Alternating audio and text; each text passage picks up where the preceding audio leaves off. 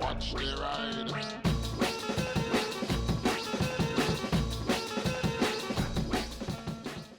Hey everybody, hope you're all doing alright out there. So as you may have seen in the recent news or a post on social media, a guy in the UK was given 6 points on his driving licence and a £200 fine for riding around on an electric skateboard, and people lost their minds. It's a skateboard. How can you get points on your driving licence for a skateboard? And it's actually very simple. But this is funny this has come up now because I've wanted to talk about the possibilities of legalising e-scooters and what that might mean. And this leads into it because it's all the same sort of thing. So, I'm going to try and keep this as short as I can. Why was that electric skateboard, and in fact why are e-scooters, unless they're through one of the higher schemes, not legal in the UK? Simple. They don't have a type approval. And what I mean by that is every type of vehicle, whether it be electric or petrol or whatever, has a type that it has to fit into legally. There are things like it will have this many wheels, it can only weigh this much, it can only go that fast, or it has to have these lights and stuff like that. You know, it's type approval. 125cc's are different to 50cc's. Each different level has got different type classes, type approvals to that type of vehicle. So the reason an electric skateboard is not legal is very simple. It's because it classes as a motor vehicle because it's self-powered and they're using it on the public highway or in the public area. You can use it on private land, obviously, but you can't use them in public. And it doesn't matter if it's got handles on it or if it doesn't have handles on it. If it is a self-propelled device, and this would include electric skates, and you used it out on the road, you would technically be driving a vehicle you don't have a license for, and it would be no different than driving a car when you don't have a driving license. It's the same thing. It's the same as why I've said before about big bore kits for 125s. If you're going to completely break all the laws of doing that, like invalidating your insurance and all that stuff, why are you only increasing it by a very small percentage? Just ride a bigger CC bike. You know, I'm not actually saying people should do that, to be clear. I'm just saying, if you're going to do the time, it might as well be, you know, for a serious return, opposed to just an extra couple of horsepower if you're lucky. E-bikes, as in pedal-assisted electric push bikes, under 250 kilowatts in power, have got a type approval. They are regulated, so there is a legal way of using them. But obviously, if you up that power more than 250 watts, so say, I know, a 500 watt, 1000 watt, whatever, there's some insane ones out there, you're in the exact same scenario as it not being illegal at all, because it's not the type approved vehicle. So the skateboard and the e-scooter is going to fall under the same sort of, you know, reason it's not legal, and it would also fall under the same laws that it would have to comply with should they make them legal. Because, you know, as I say, they're doing trial runs where you can rent them in towns and cities and places, and those are legal. But if you get your own one and ride it in the same streets, even if it was the same model, it wouldn't be legal because it isn't registered. I don't know if theirs are properly registered, but they do have a little identifier plates on them, I believe. Now, the government was supposed to make a decision on this a long while ago, and they just haven't really done it. They've stagnated. So what are the two possible outcomes?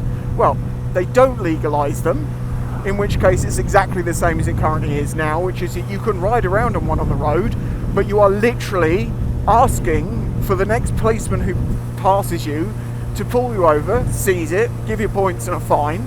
To be fair, with a guy with a skateboard, to my understanding, he was given a warning of, that's not legal, don't do that. And then he was caught doing it again, and they're like, you got a warning, now you're just going to get it. And they would use the same sort of approach, I think, generally. But if you get a couple of them, they'll start doing something about it. So that's, you know, no change really in that scenario. If they make them legal, will that mean that people can suddenly get on their illegal, or what was today illegal, e-scooter and go and ride it on the road legally? No. Because part of the type approval for that vehicle will guarantee to include lights, indicators and stuff like that. You know, the standard fare that you're expected to have on any bike which is road legal. I mean, remember the UC... Oh my god, I can't remember the name of the company. I'm going to put the video here. It's a two-wheel drive electric 50cc equivalent I had, which had lights and indicators and stuff on it. But it looks like a push bike, but it's throttle controlled, and that's one of the things. You're not allowed throttle controlled stuff. It has to be pedal assist. So if you do get a legal pedal assist bike and then you remove that little stop on it that stops it from being throttle controlled only, you're now on an entirely illegal push bike. It makes no difference that it was legal to start with, it's now completely illegal. It's not allowed under the type approval, which means it's not what you thought it was, or it isn't what it was anymore because you've changed that. Same as if you change the engine in a 50cc to 100cc, it's no longer a 50cc and has a different type approval class. So as I say, if they do make them legal, they're going to require having lights and stuff like that, including brake lights. Now, yes, you might be able to get kits to retrofit to your e-scooter in that case, or maybe your e-scooter's already got those, in which case, cool, you're probably halfway there already. The e-scooter is going to need to be registered like any bike and have an identifier plate of some sort on it. I would imagine that's how they will do that. But it's going to need to be registered, because if it's on the road, it's going to need to be registered, because it's going to need to be insured. It's also probably going to have an MOT, so a yearly check to make sure it's safe.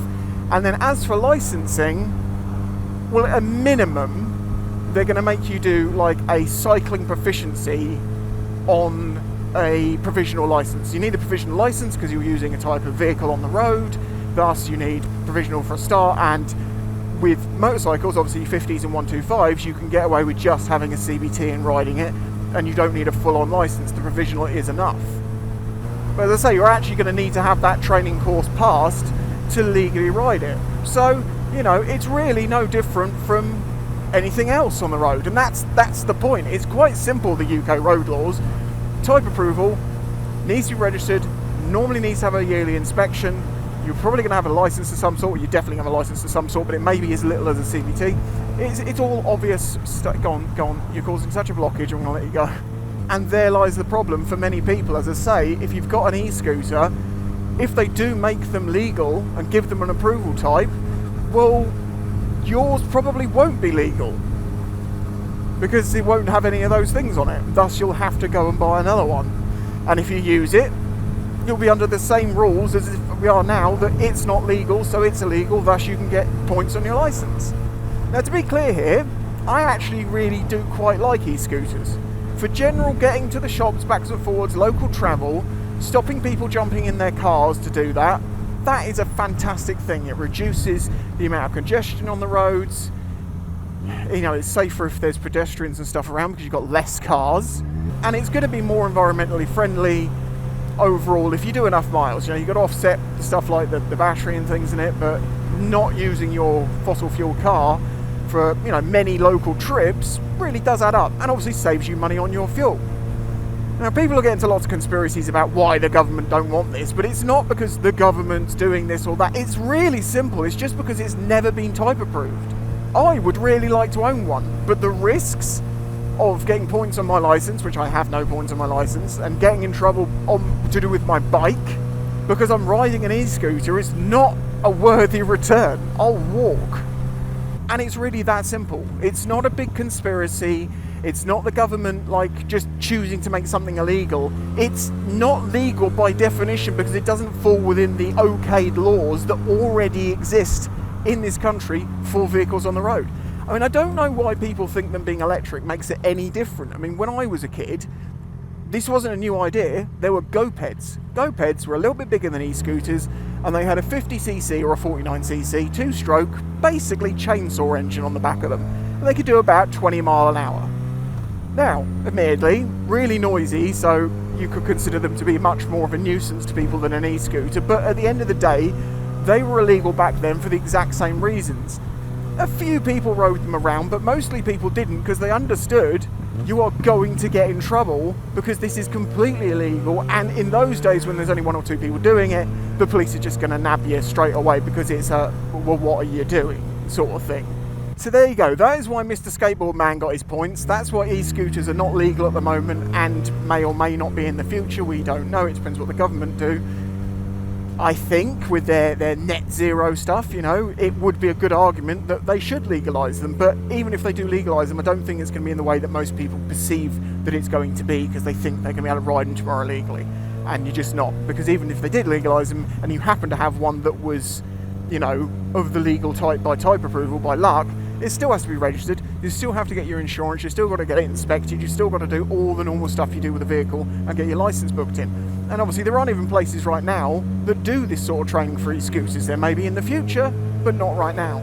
And I think that's why they've sat in this legal grey area for a long time, simply because so much has to happen to make them legal, or we have to completely fundamentally change the way that our rules in the UK for roads work. So let me know what you think about e-scooters and all this sort of stuff. Just keep in mind, the laws already exist. It's not that they've chosen to make them illegal, it's they weren't legal by definition. If you like the video, like it, hit the subscribe button if you're new here. And if you'd like to help support the channel, please consider doing that through Patreon, YouTube memberships, or the PayPal link down in the description. Until the next one, bye-bye. Yeah, I'm not even trying to hide, I'm going to Tesco's. I need pizza.